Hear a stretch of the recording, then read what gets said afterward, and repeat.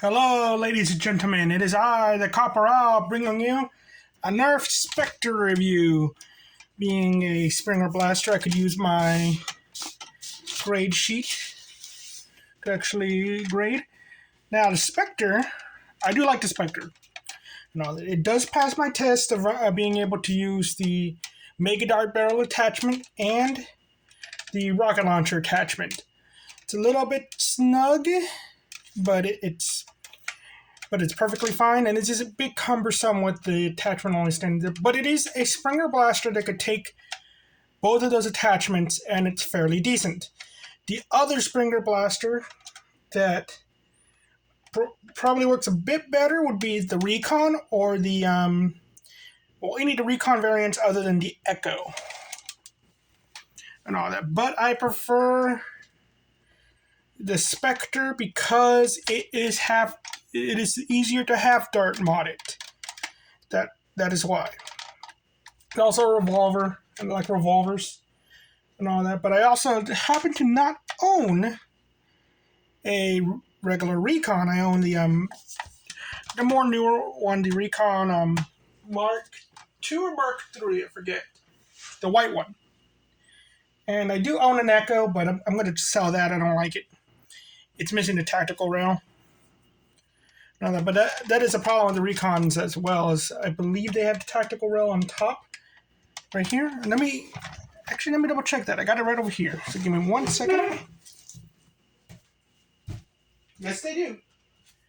But the Recon Mark II or 3, whatever it is, has a side rail, so it is absolutely perfect magazine-fed blaster. But though this one works better for any tournaments that restrict you from using magazine-fed blasters. So, let's get on to it. So the Spectre normally comes with this suppressor attachment, which is snug on there because of how it attaches with the thing right there. It will damage your blaster's thing. It just leaves a groove. I do like this. It's open enough that the dart could just fly inside. It's not being dragged down. And it comes with this folding stock, which most people seem to hate this thing. I love it. I love the folding stock. I do not use it on my Spectre. I use the one of the Recon stocks, the one that is on the white one. I don't have it on me, but I use that stock. I do have one on me because I'm also showing off the finished product of my painted and modified Recon. My Spectre. I like this stock on it. And it fits just right. So, this finished product, I'm going to take the stock off so you can see it better. And all that. I did not add weathering to it. I thought it looked perfectly fine. All futuristic. Because its shell is just too futuristic to look proper. And this is an Icon one. And this one is the regular one. I don't know why it does this. I assume maybe it's a little thing inside. Oh, thing. Anyway, let's get on to the review. So this one is modded for half darts, as you can see right here. And all that. And you can load the half darts in like this. So, I had a problem with the FPS because it's the different darts. So the modified one will fire on average 155.93 feet per second, while it fires regular darts at 67.95. Meanwhile, the unmodified one will fire regular darts at 61.22.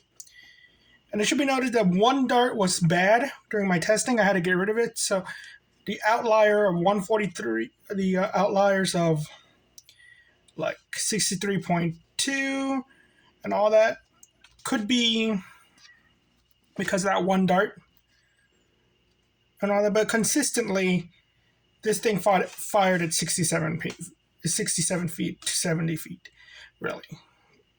consistently, this when it came to half darts, 151. The randomly got 181. And this one fired consistently. It's looking at it all over the chart, but it looks to me more like in the... No, it's all over the chart, but 61.2. So it does show like whether you take out the... Well, I don't know what really causes the boost, whether it be the removal of the air restrictors in the barrel or the removal of the air restrictor in the plunger tube area. I don't know what causes it. It does slightly increase the performance, but it's not really enough for me to justify removing the air restrictor. Because the only reason why I removed the air restrictor was to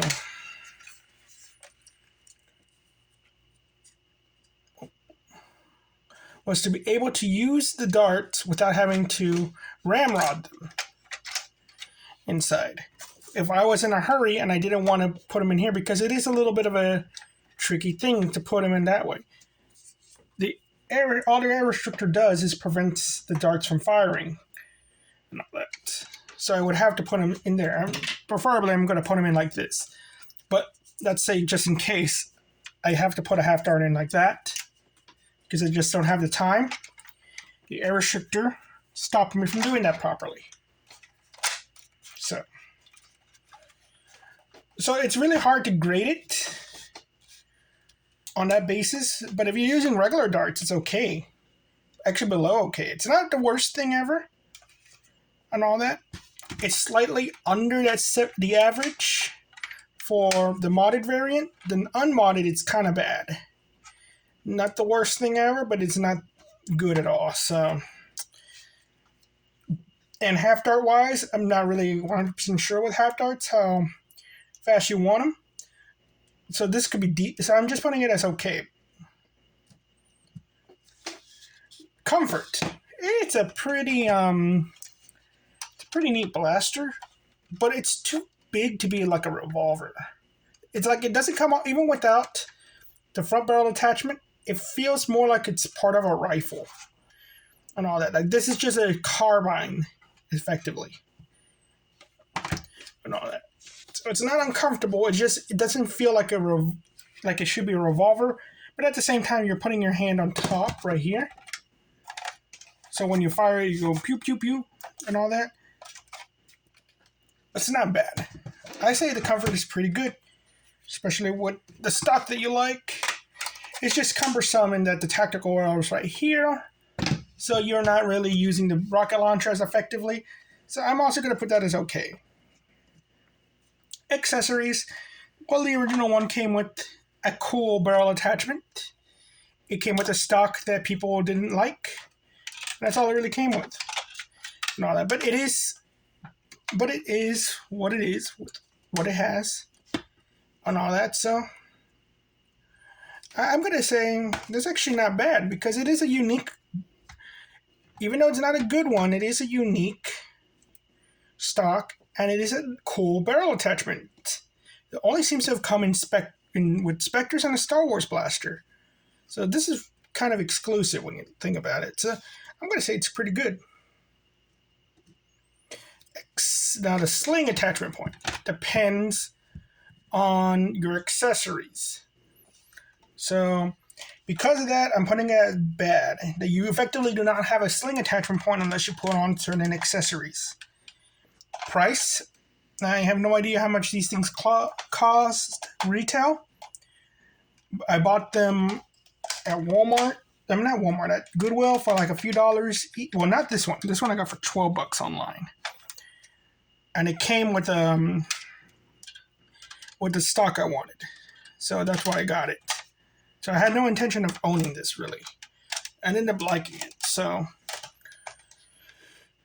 but I was willing, and I was willing to buy another one because I liked it and I liked modding it. So I'm going to say, if you get it for under, like around $12 with some attachments, it's pretty good.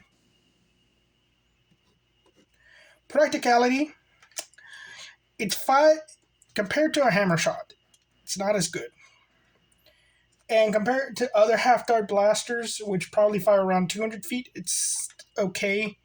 You only get 5 shots. This is really more of cosplay or role playing. Like I painted this so it could be my character's blaster that isn't a Tricera blast, but it's looking like I'm gonna, and that isn't a Sledge Fire and all that. So it's like my Boba Fett blaster set effectively. So it's a good cosplay weapon, but not a good not a really practical for a Nerf war. And I wouldn't use this in, and I'll get to the so practicality wise, it's okay. In my opinion, it just depends on the scenario. Tactics.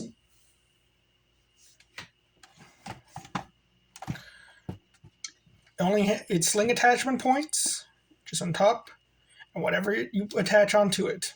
That's all I got. But by itself, I would say, nah, it's not that good. Oh, I keep forgetting profile. I keep skipping profile.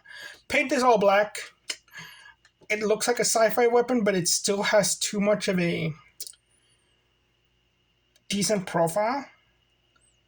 I would think that maybe a person who had no idea about firearms would confuse this for a firearm the way it is painted right now.